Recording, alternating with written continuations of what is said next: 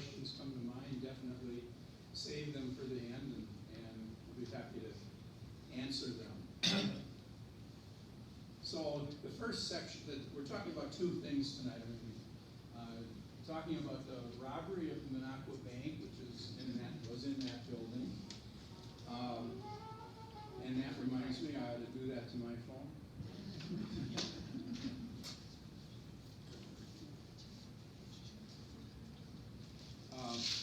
So we had Minocqua became a commercial center rather than a logging town early on. Minocqua was first settled in 1888, and we had the Minocqua Bank open in 1891. It was the only town with a bank outside of Rhineland or Eagle River and Tomahawk. But the small towns in this area and the logging camps all depended on a bank in Minocqua. And there was a big bank robbery in 1909 in this bank. This bank was opened by John Schilling and his brother George Schilling, and it continued to be owned and operated by John Schilling for about 31 years. The bank kind of died out in the early 20s after Security State Bank opened in Minocqua in 1920, and Woodruff State Bank opened in Woodruff in the same year. And those were that's good. And those were much more active banks than the Bank of Minocqua was, and the Bank of Minocqua ended up closing in the early 1920s. It was located next door to the Minocqua House. So looking at, to give you a more modern perspective of where it was, this bank was located where Book World was in later years, next to Belle Isle, the landmark, or back in those days it was called the Minocqua House or Minocqua Hotel. So this is what the street looked like about the time of the bank robbery. And the bank was, you can see it here. And that previous picture that I showed was taken about the time of the bank robbery too. So the bank is in this building right here.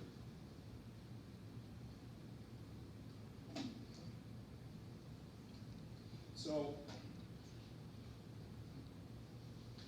here's an ad that appeared in the Minocqua Times. I commented about this probably in previous talks, that for years I didn't know where the Bank of Minocqua was because they didn't say where they were on their ads. This was a typical ad in the Lakeland Times. It has no mention of where it was, but that's because everybody knew where the Bank of Minocqua was. They didn't have to say where they were. And here is the headline that appeared in the Lakeland Times on October 21, 1909. And it's why I call it the explosive bank robbery, because it involved several dynamite or other explosive charges to get into the safe. So there were three men. This is what the street looked like at that time. The bank is here. There were three men that came into town in the middle of the night. I don't know how they got here. Certainly there was no train that arrived. They probably had arrived earlier in the day and then just came out at 2:30 to rob the bank. So there were three of them.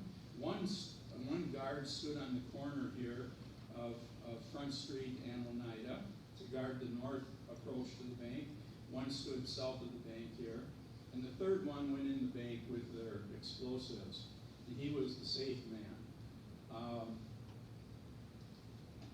When the guy in the bank blew the first charge to try to open the safe, of course that got a lot of attention. And William Poos or Pouse, I'm not sure how his last name was pronounced, was the night clerk in the Minocqua Hotel, and he came running out.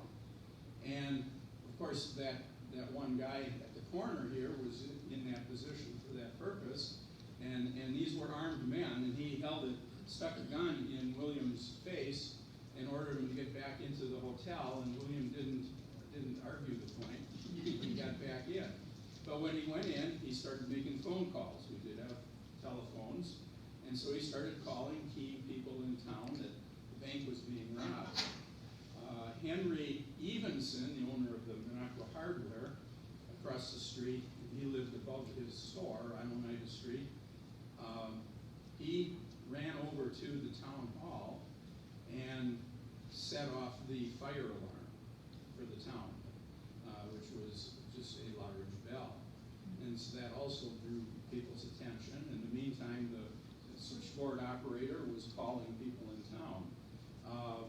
Tom Bolger, T.M. Bolger, that's Thomas Murtaugh Bolger, which is the reason why we have the Murtaughs in the corner here. This is where Murtaugh's is. I mean, I'm sorry. This is here. This is where Murtaugh's is now. So anyway, Tom Bolger and his family lived on the second floor of this building, and he came out. But there was shooting going on. These guys were driving people back inside. The street was very dark. We didn't have street lights then. Minocqua did not have electricity during this time. Interestingly, Minocqua had electricity from 1897 to 1903, and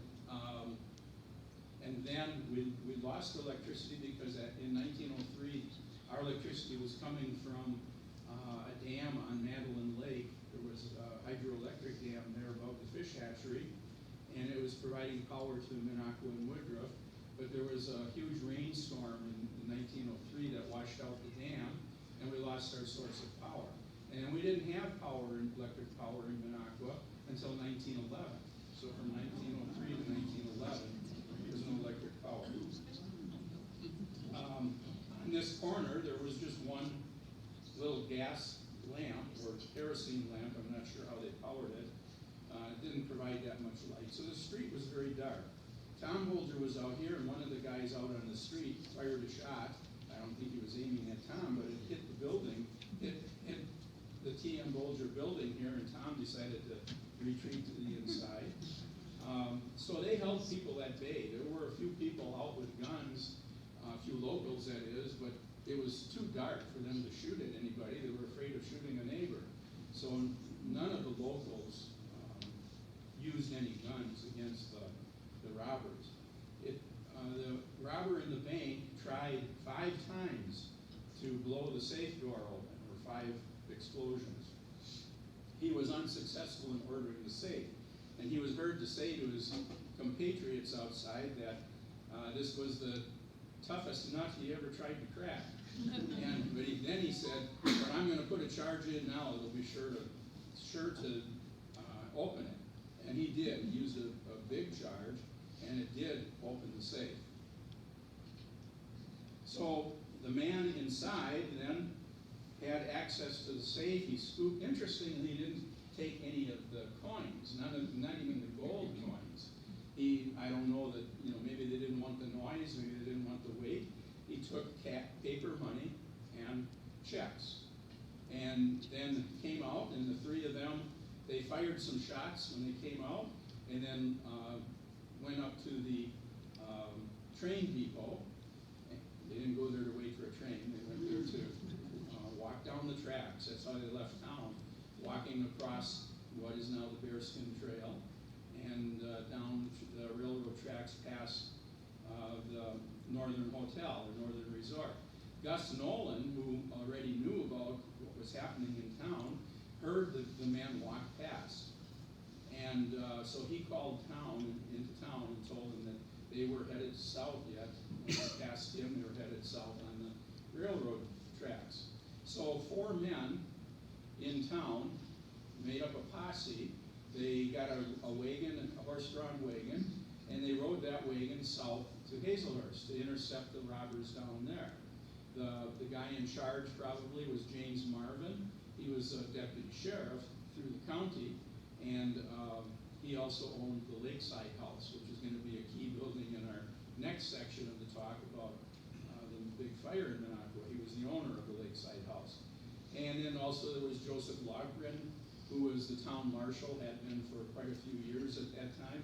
John Schilling, the bank cashier. And then Cap Ray came along, Stiles Ray, always known as Cap. He also went along. He obviously volunteered. He really didn't have any official capacity with them, but he went with them. So they got down to, well, here's some close-up pictures of them. Cap Ray, James Marvin, Joseph Logren, and John Schilling. So they got down to the Hazelhurst depot, And this is what it looked like, and this one probably shows best the setup, because they hid here behind the platform and the railings here, and waited for the robbers to come down the tracks, which they did.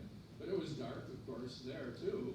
And when the robbers got close, the posse fired a few times at them, and then the robbers fired back. They exchanged shots, but nobody was hit, and the robbers then ran off. And in being dark, the posse didn't chase them, and that really was the end of it. These robbers were never caught. They did get away, which is kind of strange, since they were on foot up here in Hazelhurst, but they did get away.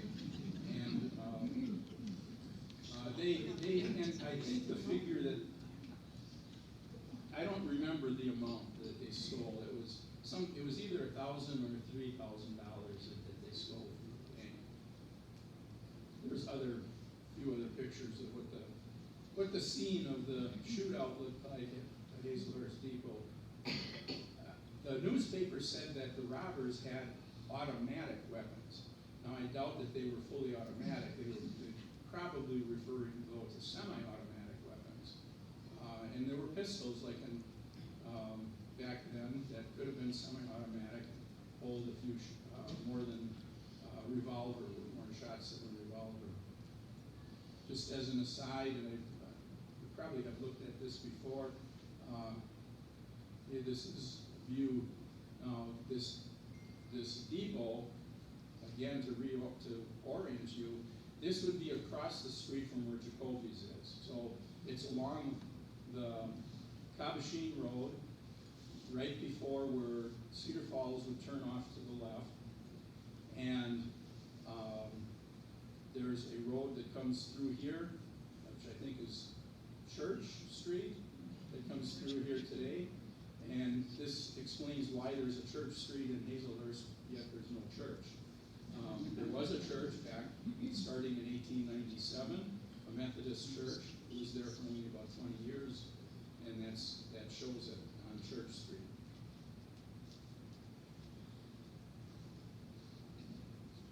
And this is a rather poor picture of the bank.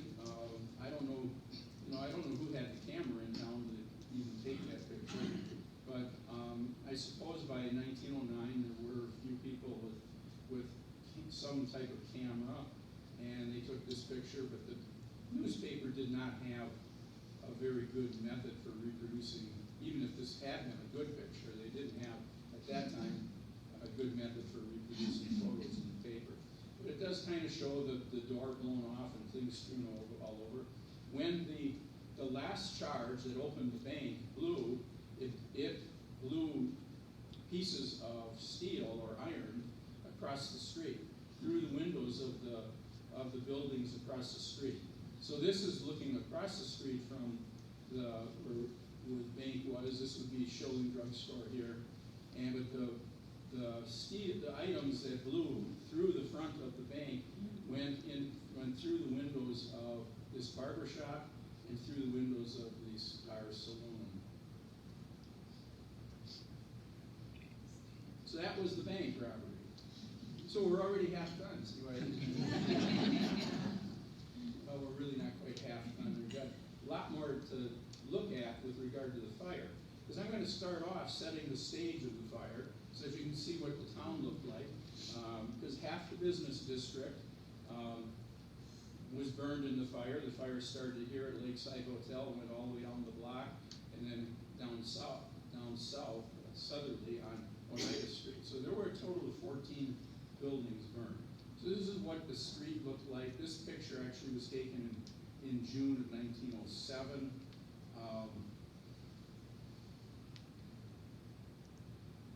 Let me see if I said that correctly. No, this picture I don't know the exact date of. It's this one that I know was taken in June of 1907. It's a little better photo. We look at first the west side of the block. We've got the Lakeside House. That building was originally owned by Patrick, why am I drawing a blank on this? Pat and Mary, what? Madden. Madden, right.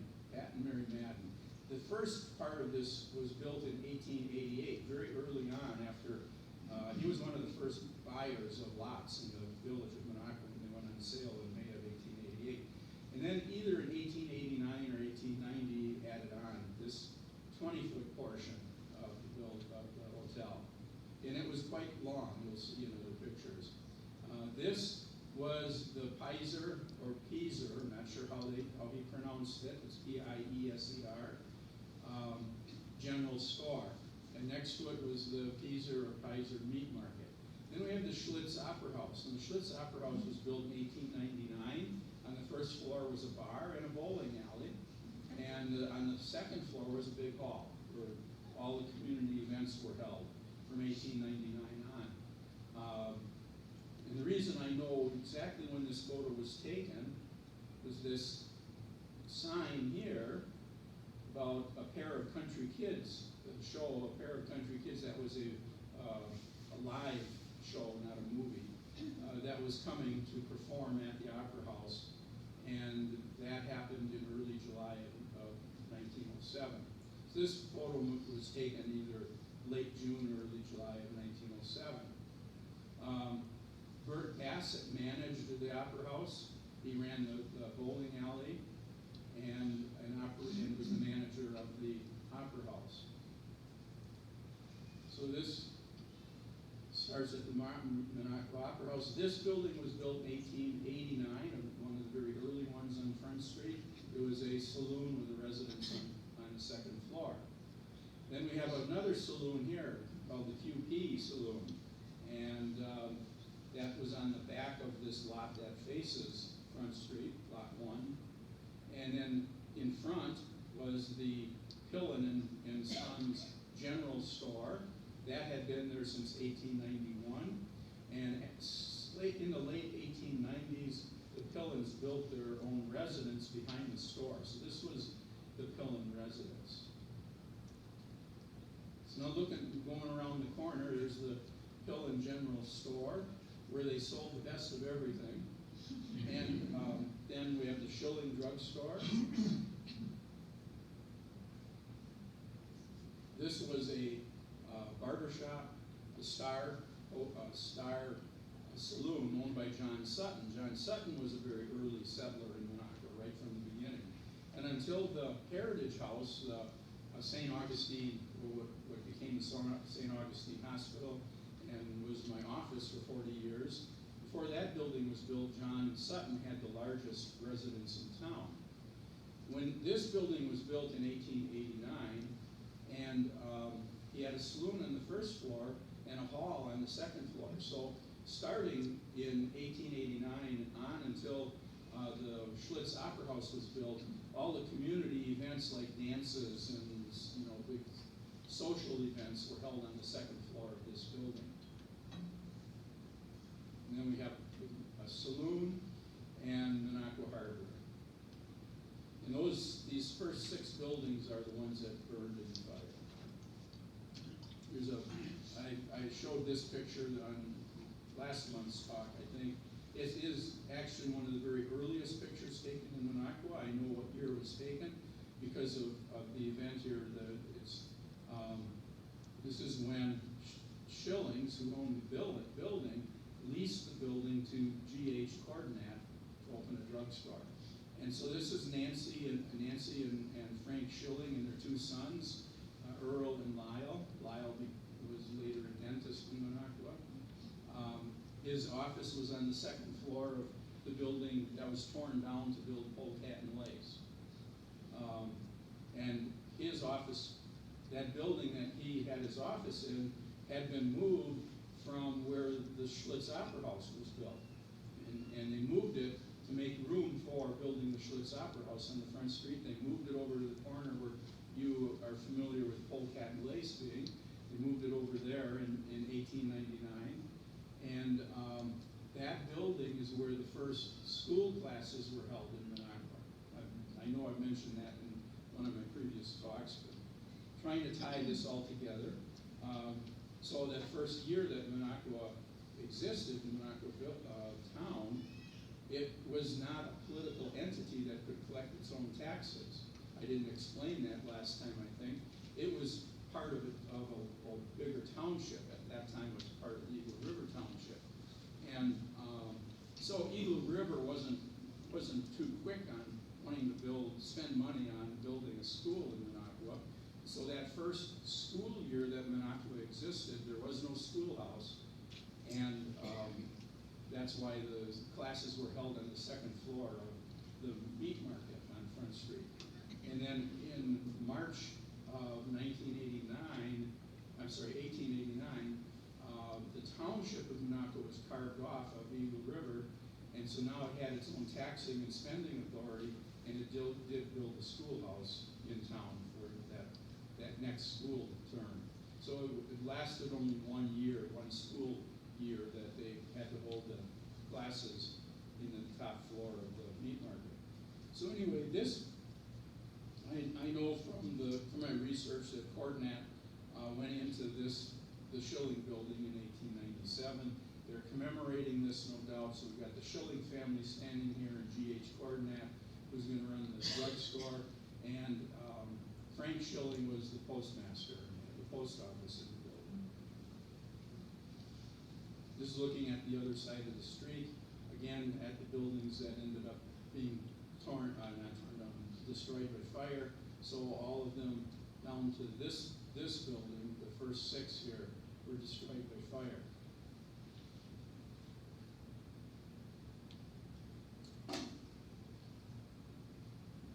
I get going without my notes. I should check my notes and find out if there was something else I wanted to tell you about.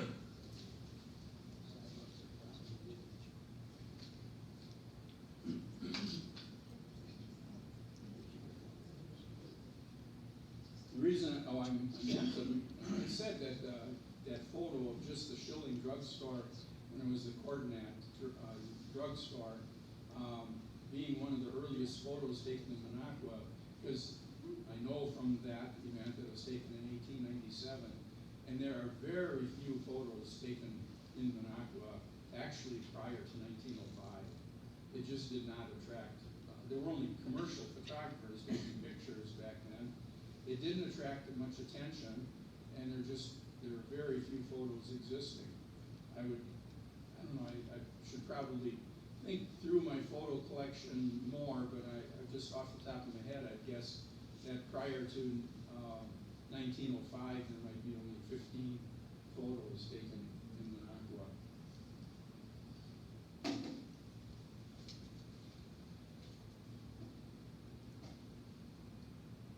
This is gives you more of a feel of what the town looked like in about 1910, about the time of the bank robbery.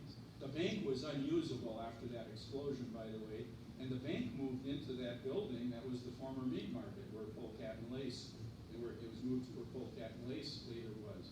The Bank of Minocqua, starting in 1909, was on the first floor of that building, and it remained there until about 1921. This is looking at the fire side of the Oneida Street, looking from the south. So here's the A.O. Darwin General Store. In later years, it was the 5 and 10 Lakeland Variety. And this was a jewelry store, Jenkinson Jewelry Store. This was a hardware store, the old Leary Hardware Store. And then this one was the Mrs. Doherty Gift Shop. So the original Minocqua train depot was also burned in the fire. It was located it's fairly long distance from this block of buildings, but there was a brisk southwest wind on the day of the fire, and the embers did blow over to the train depot, and it started on fire too. This is looking from the other way, and you will see this water tank in some of the fire pictures. So this picture of the lakeside house was probably taken very close to the time of the fire, and it was probably one of the last pictures taken, or if not the last photo taken, of the lakeside house. at this time, it was owned by James Martin. He had bought it from the Maddens in 1907, March of 1907. So in the morning of the fire, and the fire happened on a Friday morning, May 31st, 1912. Gus Mullane was rowing a boat across Lake Minocqua. Gus Mullane was the son of August and Charlotte Mullane. August Mullane came, and that family came to Minocqua in the first year of its existence, and he was the town's first blacksmith. And they had about 6 or 7 children, Gus Mullane being one of them. When they moved to Minocqua, Gus was probably about 8 years old. He and his brother were 2 of the grade school children who attended that first year of school in Minocqua on the 2nd floor of the meat market. And it's his stories in later years that inform us about that first year of classes in Minocqua. So, let's see. Okay, yeah, I already zoomed in. So he's coming across the lake from around the thoroughfare. Gus Mullane lived on a farm on what is now 70 West. His farm property actually is now part of Wildwood's Animal Zoo. So he lived there. His house, actually, when I moved to Minocqua in 1976, I remember seeing the old Gus Mullane house on the north side of Highway 70, right there, just west of where you'd enter the Wildwood Zoo now. I'm sorry, just east of where you'd enter the Wildwood Zoo now is the house. They tore that house down when they built the golf course there. The golf course building was located pretty much where that old Mullane residence was. So he was coming to town, and instead of walking all the way around the north side of Lake Minocqua, would come down Dr. Pink Drive and get a rowboat that he kept on probably the thoroughfare, and he rowed across and just beached the boat here next to the Hoover and Winger boat liver. So what we have here, what we can see on the shore, is the John Sutton Boathouse, same guy who owned that Star Saloon. And here is, this building is the waterworks, and between 1897 and about 1900, it also provided electricity to the town. But it's, in 1894 it was built, and it became it was the waterworks. We had a water system, a water supply system in Minocqua beginning in 1894, including fire hydrants. But it was a direct pump system. I mean, we didn't have a standpipe or a water tower that would provide good pressure. The pressure that was furnished to the town was a direct pressure from a pump, and so it wouldn't handle much volume. And of course, it took the water directly out of the lake. That was the water source for the town. The lake was the water source for the town until the early 20s, actually. So here is the Henry Kepper residence. Behind that, you can see the long Lakeside Hotel. Here's the Hoover and Winger Boathouse, or where the Thirsty Whale is now. And this was the Lakeside House, a hotel that was actually the first building built on the town site, on the platted town site, in the spring of 1888.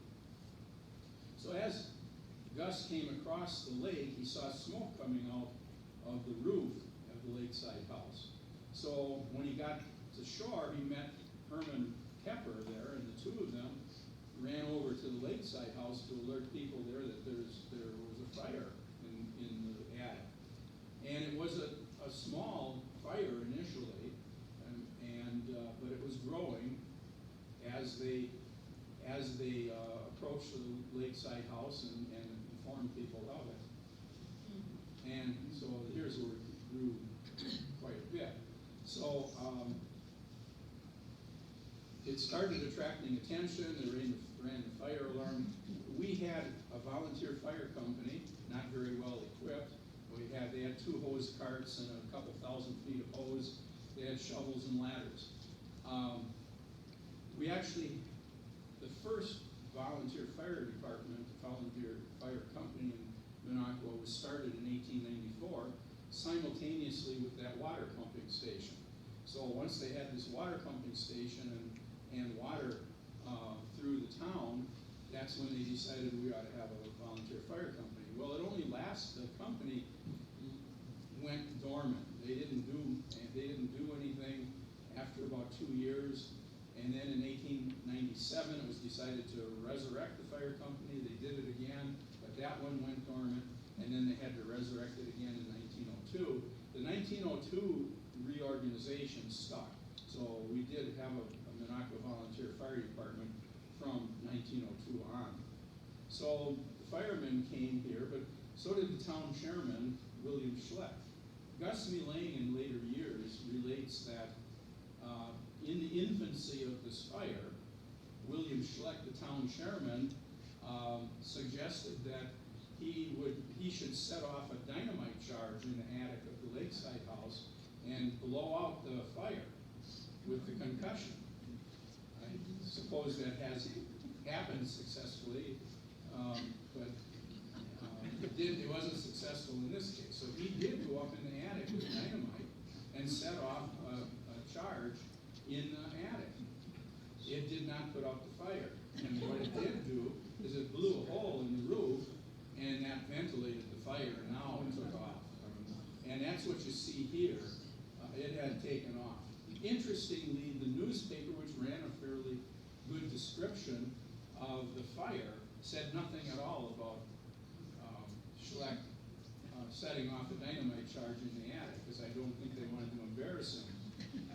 And the newspaper never carried a description of that. It was Gus Mullane who was a first-hand witness to all this, who told this years later about the fact that Bill Schleck went up and set off a dynamite charge that blew a hole in the roof, and the fire took off.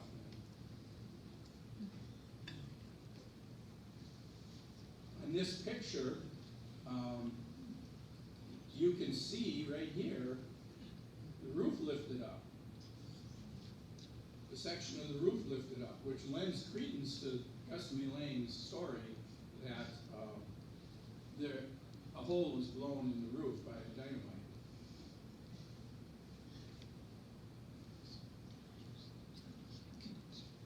So it spread pretty fast after that dynamite charge, and it was clear at that point that Lakeside House was doomed. That there was no saving that. So the notion then was to try to keep stopping it as it went down the line.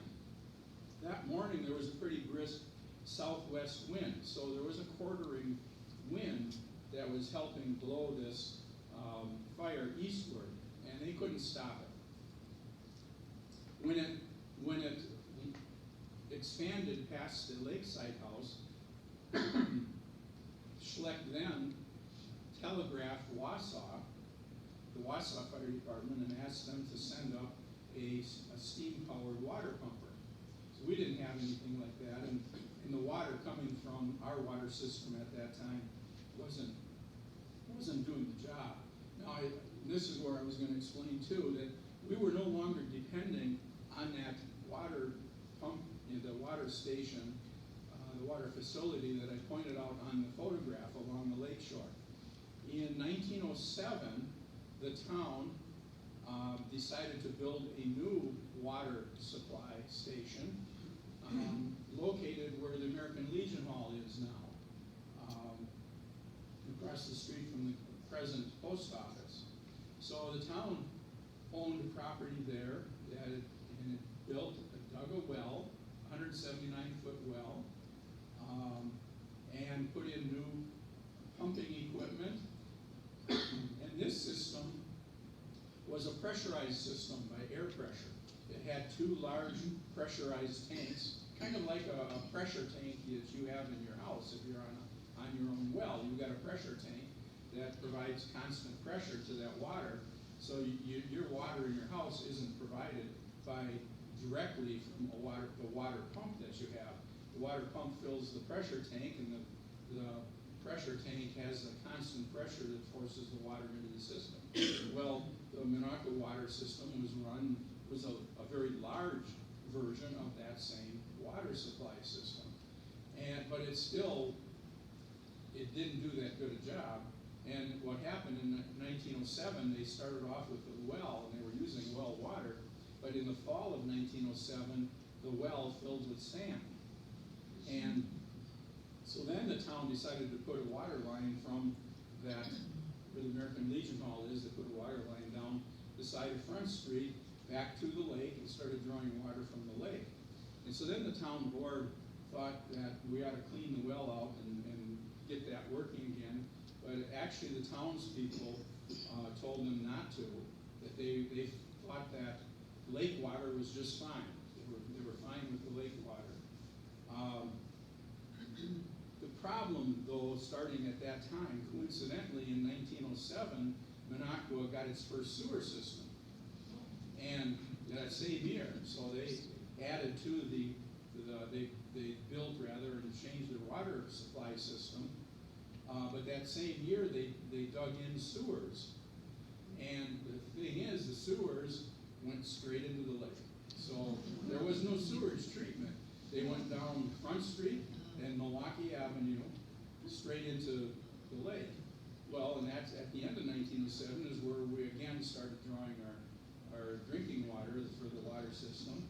And that ran into trouble in the early 20s. We had typhoid fever problems in Minocqua, which was which was determined to be from our water supply, which, of course, by that time, after pumping sewerage into Minocqua and having the sewer here and 100 feet over the intake for the water system was not a good arrangement.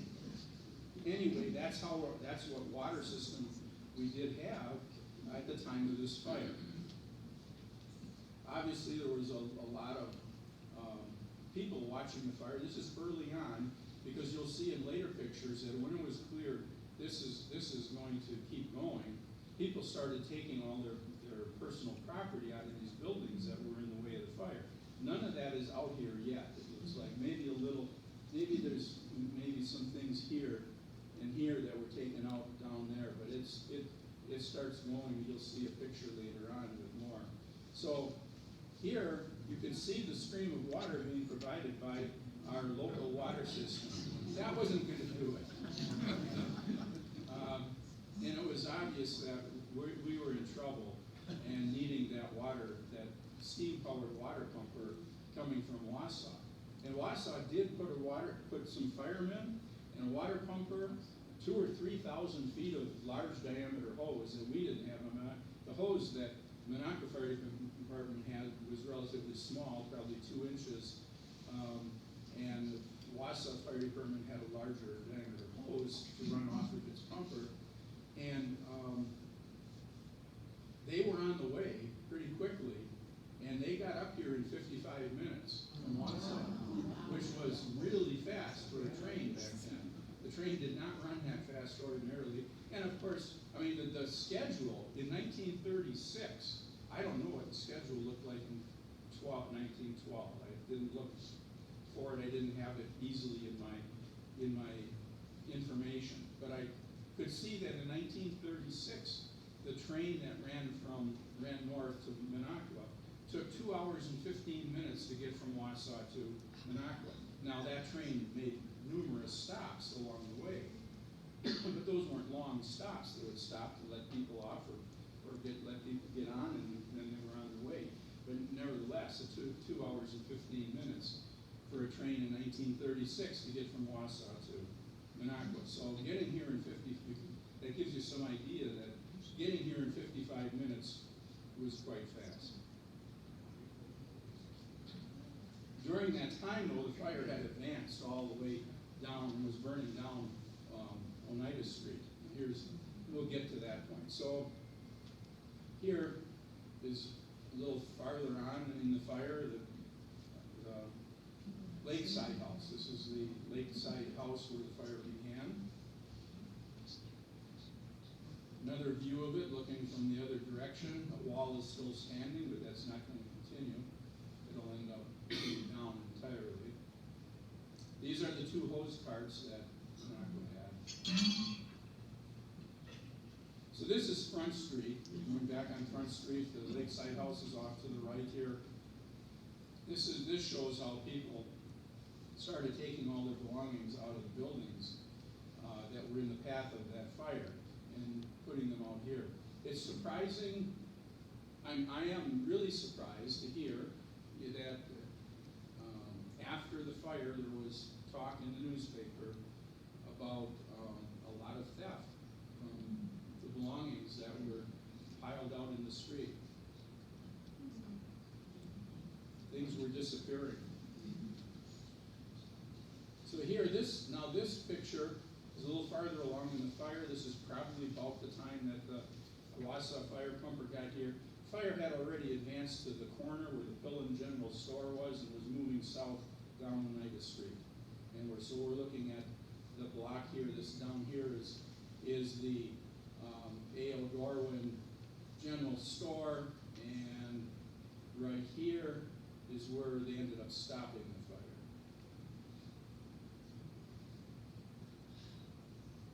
So even out here, on this corner, there's a lot of things piled out there, and I suppose they were too tempting for some people, and they left. Here's the water pumper that came from Wausau. We have a pile of coal here. And they had, like I said, they came up with about 3,000 feet of hose so that they could reach the fire.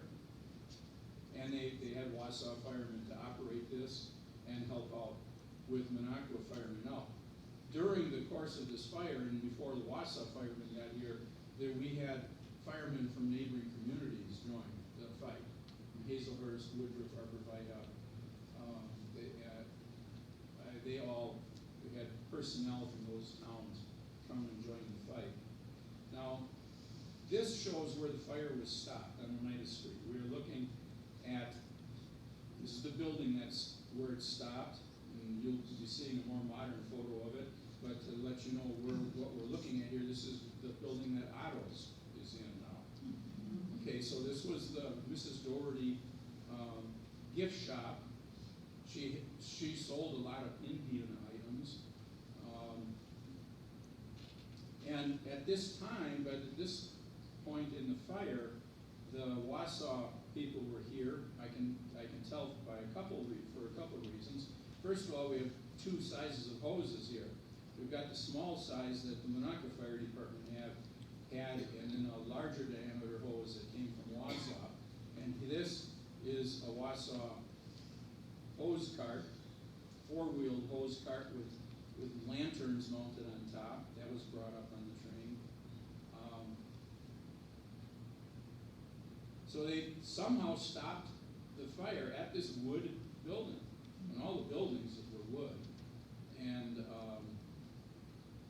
somehow they stopped it here. It helped that it had a steel roof, but still, it had to be, I'm amazed that they were able to stop it.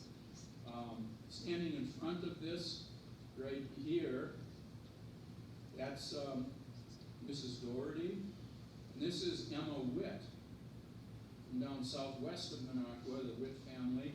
She worked in the Doherty shop and actually lived with Mrs. Doherty in the residence above the shop for for about 6 or 8 years, I believe. She helped run it. So that is the two of them, Mrs. Doherty and Emma Witt. Here's another view of the Lakeland side of where the fire was stopped and all the things pulled out of it.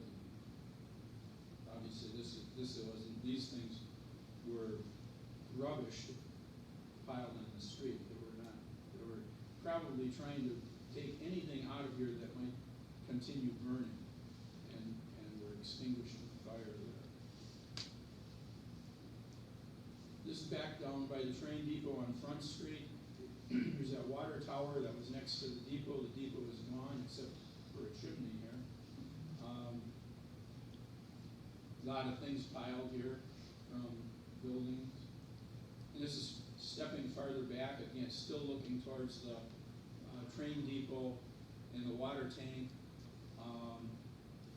and the ashes or ruins of the Lakeside house right here. Had somebody asked me why didn't they use water from this water tank? But the problem, this is water for the locomotives, the steam locomotives. Problem probably was tapping into it and then pumping it for two things. It wasn't made to tap into, and it just had a nozzle, an arm that came down and released water into the water intake on a locomotive. And when you turn that off and put the arm up, that was the way to get the water out of it. That wasn't going to do the town any good, and there was no way to pump water out of it. So the fact that this may have been full of water at the time of the fire, which maybe contributed to it not catching on fire, it was useless in terms of fighting the fire in town. So this map shows where the fire, the extent of the fire. You've got the Front Street, the train depot here, and Oneida Street. The fire started in the Lakeside house here, spread this way pretty easily in the southwest wind, and so it helped that the wind was blowing like this, so it helped when it was starting to go down Oneida Street that it was kind of going against the wind. That was a big help in stopping it. If the wind had been from the northwest, it would have been a lot worse. If the wind that day had been from the northwest, this entire block would have burned. The train depot wouldn't have burned, but this entire block would have. Here's a more modern, 33 years old picture of Oneida Street, but here's where the fire, here's where the fire ended. This is Otto's now, but back in '81 it wasn't. Coincidentally, or maybe ironically I should say, this picture was taken, and I think this is what prompted me to take this picture, was taken when there was a fire in Ross Sportswear. This is the Ross Sportswear building. They had a significant fire in 1991. The whole thing is boarded up. And they were removing burned items and building materials and putting them in dumpsters. So that's where the fire stopped, and all these buildings from here over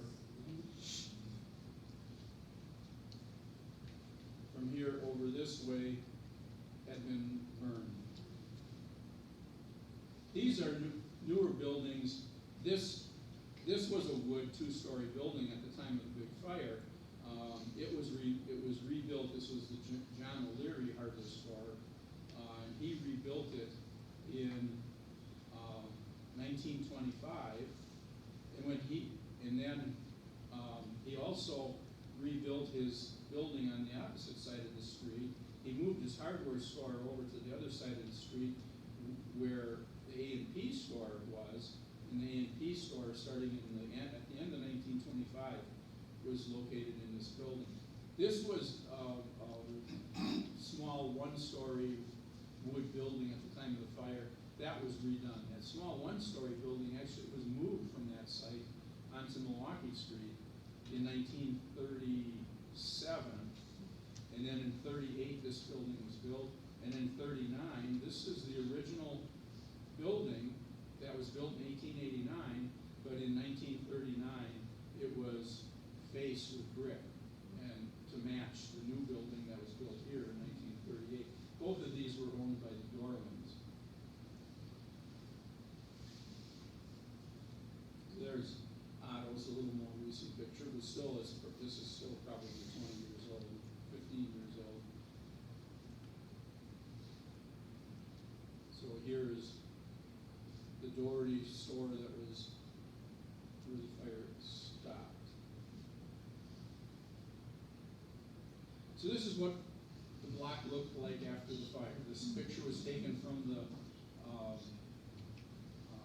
porch on the Minocqua house, looking across Oneida Street here, looking west.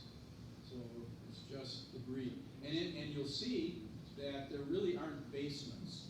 These early buildings in Minocqua all were built just on the ground, on stringers or beams, wood beams, without being on even a stone foundation for the most part. And over the years, well, this whole block, when it rebuilt, everybody built on stone foundations with basements. But over the years, even the buildings across the street from here on the west, on the east side of Oneida Street did that eventually. They started building or digging out under their existing buildings and putting stone foundations under them with basements. Across what we're looking at, this looks like 4 women probably looking for some things in the fire debris. This is the Dorwin house, and that's in Dorwin, what's now Dorwin Park, where the Minocqua Museum is. And this building has an interesting history across the street from the museum. This original part of the house has been added, it was even added onto as of 1912, it's been added onto quite a bit since this time. But this original building was the Michael Doyle house, and he built it in 1894. He built it using the building materials from the first rural schoolhouse in Minocqua. The first rural schoolhouse was built down near Bolger Lake in 1891, and it was to serve all the children of the homesteaders. That was an area that was settled to very, very much by homesteaders starting in December 1890 when water reserve lands were put on the market for homesteading. So there were suddenly a bunch of children in that district, and they were on the south side of the lake with no way to get across. We didn't have a bridge. So the town built a rural schoolhouse there, and in fact, A.O. Darwin ended up marrying the school teacher, who was an O'Leary. She was a sister of John O'Leary, who was already in town. When you look at the history of the early history of our towns, it's amazing how many siblings end up here. And sometimes, of course, they don't have the same name, but there would be groups of siblings that would come to settle in the town. And so John O'Leary was here already, and so his sister Caroline came here to teach. And so she was a teacher in that schoolhouse. Obviously, this is an aside that this has not much to do with the fire, but that schoolhouse was only open for 2 years because then in 1893 the Hazelhurst Bridge was built. Now those school children could walk to school and go to school in Minocqua, and so then they decommissioned that. They shut it down, that schoolhouse, and they sold the building to Michael Doyle. And in 1894, he tore it down and used the materials to build his house. And I would bet the way this house looks, it was pretty much a replica of what that school looked like. I mean, I think he rebuilt it board by board using the same way it was built as a schoolhouse. It just looks, it has that look. That's what the schoolhouse probably looked like. So anyway, that's an aside. And that building is still there across the street from the museum. That's an 1894 building. Here's a view looking down Oneida Street. After the fire, temporary buildings were put up, mostly for saloons, but this one actually was from Minocqua Hardware. This went up within shorter than a week after the fire. Evenson and Fred Wolf, Henry Evenson and Fred Wolf, owned Minocqua Hardware, and they probably moved this building from somewhere if they didn't build it. And it was Henry Evenson who owned the hardware store property, but Henry Evenson and Fred Wolf were partners in operating Minocqua Hardware in that property. So they opened up their store within a week after the fire, and they're operating it out of this small building. This is Henry Evenson and Fred Wolf. I don't know who the kid was. Probably one of their descendants, but well, maybe maybe one of their descendants. So that's how they operated initially. The first building to be rebuilt was the depot. By the end of July, the new depot was built. And at that time, none of the buildings were under construction yet. Well, maybe the Schilling building was. We're going to see that next. So this was the new depot. You can see ruins back here along Front Street. So here's the Schilling store. That may have started construction in July, but I'm thinking it was more likely August, and there already is a building next to it. We'll get back to looking at those. This is that corner lot where the Pillen General Store was. This is the new Schilling building. This is one of the Schilling sons, and I frankly don't know. Maybe somebody in here can tell me whether that is Earl or Lyle. I mean, you got to remember this is back in 1912. They're much younger than you may have known. Some of you may have known either Lyle or Earl in their later years, but in 1912, I don't know. I can't tell whether this is Earl or Lyle. And this is a temporary building. After the fire, James Marvin, the owner of Lakeside House, bought this lot 1. And he bought it thinking he was going to open a saloon there. He put a temporary building up. We're looking at the back of it. He had a temporary saloon on that corner. And you can tell that where the general store was here, there was no basement, there was no stone footings. Now what we have here, when they built their house behind the store later in the 1890s, they did put it on a stone footing with at least a partial basement. So here's looking down that block. We've got from here over were the new buildings. That. So these are the new buildings. They all were completed by the end of 1912. The first one to start was Schilling, but shortly thereafter was the Minocqua hardware store here. They started. And then the two buildings on either side of them started about 3 weeks later. And both these buildings on either side of the Minocqua hardware building were digging out their basements alongside the Minocqua hardware building, and the Minocqua hardware building collapsed. It was 2 walls of it collapsed, and in fact, one of the walls fell on Henry Evenson. They were brick walls. He was not seriously injured, and they had to rebuild, but things were unstable along there because of all the excavating being done to put these new buildings on basements and stone. They would have been stone foundations probably back then. Although they might have started using block by 1912, but probably not, because they wouldn't have a local source of blocks. The Winger Concrete or Winger Block Company didn't start till 1917, so they probably didn't have any local source for blocks, and they were using rock for foundations. This picture shows the Doherty building where the fire stopped, and these were the new buildings.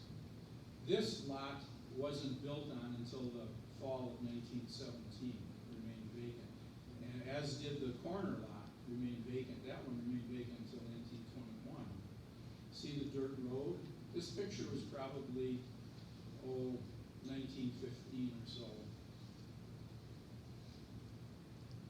This too was taken, looking the other direction, shows the 4 new buildings on that block. The vacant lot here, lot 3, and the temporary saloon building here on lot 1. This is Oneida Street, or Highway 50, today Highway 51, and back then Highway 10. It looks pretty muddy. It looks like just dirt, which is what it was. There were cement sidewalks at that time. Those cement sidewalks were put in 1905. Now, we know that this picture is before the fall of 1917 when this building was built, but I know further that it was before August of 1916 because in August of 1916, the town installed concrete gutters and curbs on both sides of Oneida Street. And then in September, the street was covered with rock. They put a larger rock down and then smaller and then oiled it. So it wasn't really a pavement like an asphalt or concrete, but it was a rocky street, rocked and smooth. And that, the key here was it didn't get muddy in the spring and it didn't get dusty. So that was the improvement made in 1916. So I know that this photo was taken after September or October of 1916 and before September or October of 1917. This shows the gutters and a much nicer looking road surface. Now this property was taken in 1917 because this building here is still missing next to Schilling. So it's before, taken after the paving and after the gutters and before that building was built. This, we're stepping back, it is before the paving and gutters, but a different view looking down the street. At first, when I saw this picture, I thought it might have been taken in the fall of 1917 when this building was under construction, and they had this boarded off because they were excavating a basement there. So they had this fancy fence to keep people from falling into it. But that can't be because the gutters aren't here, the concrete gutters, and the paving, so to speak, of the road is not done. So this is before that building was built, so before 1916. This is looking from the south. Again, this is a little later. Now we've got curbing and more pavement. The A.O. Dorwin General Store. This is the store building that was moved in 1937 to Milwaukee Avenue, and the new brick building built there. This one was torn down. It wasn't moved. It's the O'Leary Hardware that was rebuilt as a brick, a new building. Another view of what things looked like back then. And on this picture, the new building is here next to the Schilling. So we know that's after 1917, but the new building on the on the north side of Schilling on the corner isn't there yet. So it's between the fall of 1917 and early 1921. So there's the building that eventually in 1921 was built next to Schilling. It's the last building to fill out the Oneida Street block. And this was built by George Mapes as an auto service garage in 1921. There was this cannon sitting, and it was pointed at Hazelhurst. They're having bad relations with Hazelhurst. It's a Spanish-American cannon, and it didn't sit there for very long. I mean, a year or two, it seems. And there's no record of what happened to it. And nobody knows. Nobody can tell whatever happened with this cannon. Now, looking at front, things were different on Front Street. This picture is part of a panoramic shot that was taken from a scaffolding built here, looking straight down Oneida Street. And this is June of 1916. Now there's the temporary building here yet on the corner that was a saloon, but otherwise the only building on that block where the fire started was this one. And that one was built by Amy Nice. It was built in 1913, the year after the fire. And it was the only building on that block for years. And this is an aerial photo of about 1930. We'll zoom in on it a bit to show what Front Street looked like there. By this time, we had the auto garage, and that, which became a Chevy dealership in 1926. And in fact, in 1927, Burpholz brothers, Frank and Al, bought it, and they owned the Chevy dealership and operated out of here until the 40s.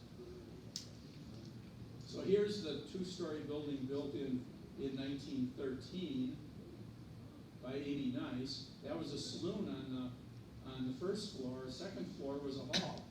And so after this was built in 1913, there were a lot of community events held on the third floor. Oh, I forgot to mention something about the Opera House prior to the fire. The last community event held on the second floor of the Opera House was the graduation ceremony for the 1912 class of Minocqua High School.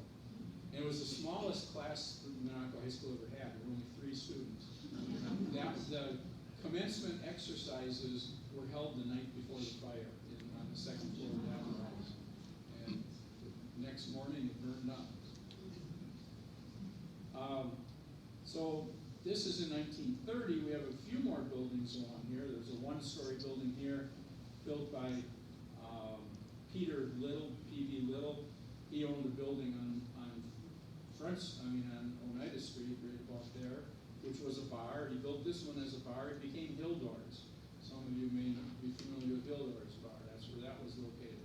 Here, in 1927, this was the Isle Theater, built by R.E. Quade from Merrill, and that was our theater in town.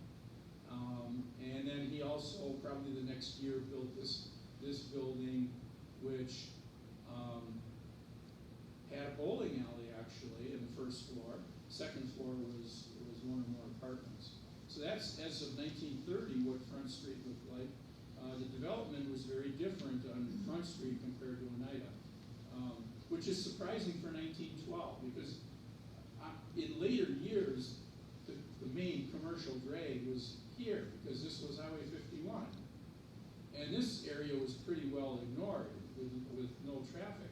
But that wasn't the case in 1912. In 1912, we were still getting mostly train travel. And people coming off the train saw this big line of commercial buildings, and the commercial buildings started moving down Oneida Street over the years. But the main commercial buildings early on were on Front Street. And that still was the case in 1912. So it's kind of puzzling that already in 1912, there was way more attention to Oneida Street than Front.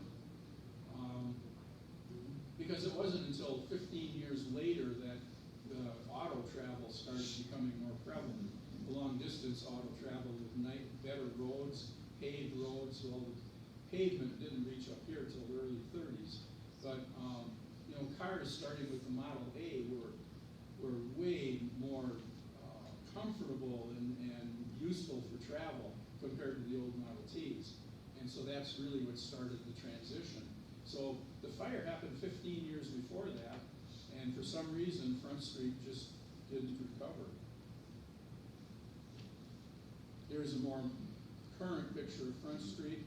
Alexander's Pizza is in what was the Aqua Theater, and that was also owned by Quade. So the Isle Theater became too small and outdated with the talking pictures, I have to say that differently. Isle Theater, when it was built, was meant for talking pictures. There was a silent movie theater on Oneida Street, but this replaced that one because it was meant for talking pictures. But this one replaced this one because we're getting into the colorful pictures like Wizard of Oz. That was coming into play, and needed a larger screen, better sound system, color for the color movies, and so this larger theater was built. That's it. That's the recovery of Minocqua.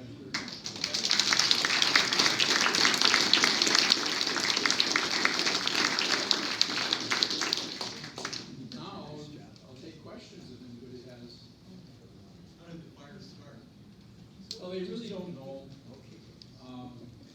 Undoubtedly, being up in the attic, it came out of one of the chimneys.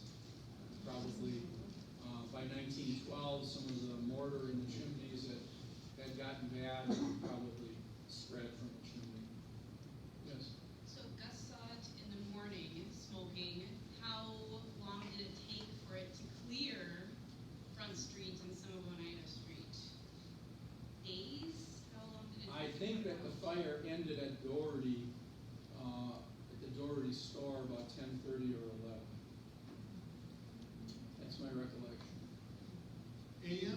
that I was there then.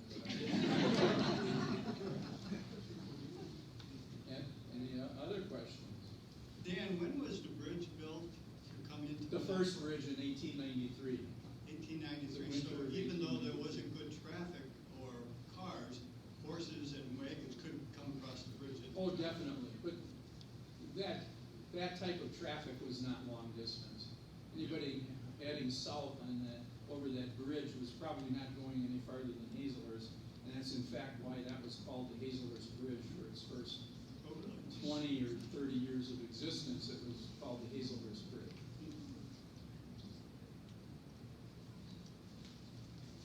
Yes. Do they have ordinances changed, so they had brick walls between all the Yeah, buildings? you noticed that every building that you saw built after that fire was brick. There was an ordinance passed. Minocqua took on village powers after the fire, and under those village powers, it could require, they had a type of building code, not really an expansive building code, but they said that all buildings had to be brick. And that's why every one of those buildings that you saw in those post-fire pictures were brick. It seems really quick that they rebuilt the town, and so I'm assuming there's insurance companies that. Well, there was, but the insurance coverage was really very poor. And that's had a lot to do with all those empty sites on Front Street, no doubt. Back then, insurance cost a lot. I think the rate I heard was 6%, that your insurance premium was 6% of the cost of the building every year. And so people couldn't afford it. But back then, what you could do was buy a lower amount policy. Let's say that you had a building worth $10,000, you covered it with $5,000 of coverage. And if you had a fire, the insurance would at least pay for the first $5,000 of damage in the building. That was changed by the insurance companies, and I can't tell you when, but they got wise to that approach, where people weren't fully insuring, and if you had a fire that damaged the property, the fire insurance ended up paying for full repair. So the fire insurance policies require you to have full coverage. And if you don't, let's say that in my example, you only covered half the value, regardless of what your damages are, they're only going to cover half the damages. One more question? Yeah. In one of the slides close to the end, it looked like what's the Minocqua Brewery, all that brick building, was that, it was an aerial shot? Oh, yes. Was that, what was it? It was the Masonic Temple. Oh, okay. Built in 1927. So yeah, that aerial photo, which I'm guessing was taken about 1930, showed it. Yes. When was the first fire department formed? In 1894, but they went dormant after 1894, formed again in 1897, went dormant. Then in 1902, they finally formed a volunteer fire company that has stayed in service ever since then. Well, I'd be happy to answer more questions. What? I still went long. I guess I have to choose even shorter topics. What was the population of Minocqua in 1912? I don't know offhand.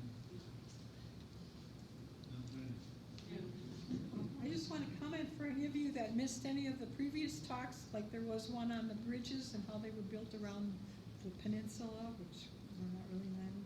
They're all on the library website under the adult section, and it'll say Lakeland Historical Talks, and each one is a podcast. So you can, if you missed the bridge one, you can, Richard, you can look at it.